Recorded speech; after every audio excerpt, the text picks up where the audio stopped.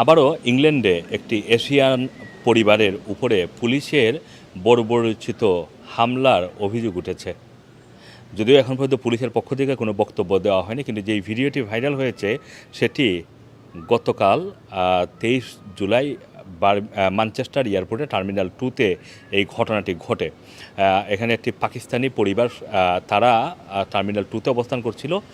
সেখানে আসলে পুলিশের সাথে কী ঘটেছে সেটার পুরো মানে একটা বর্ণনা আমরা পেয়েছি ভিকটিমদের পক্ষ থেকে।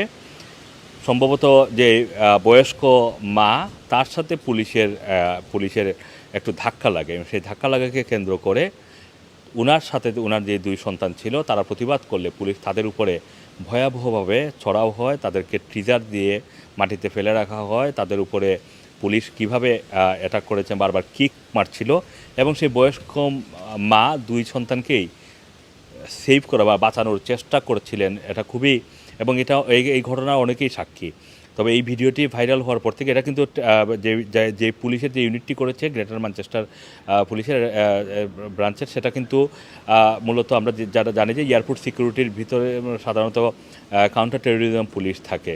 এই কালো ভেস্ট পরা পুলিশগুলোতে কাউন্টার টেরোরিজম পুলিশের ইউনিটের সদস্যরা করেছে। কেন তারা এরকম একটি পরিবারের উপরে হামলে পড়েছে সেটার এখন পর্যন্ত কোনো ব্যাখ্যা তারা দেয়নি। তবে এটি বিভিন্ন হোয়াটসঅ্যাপ গ্রুপে এখন শেয়ার হচ্ছে, মানুষের মধ্যে খুব বাড়ছে, দানা বাঁধছে।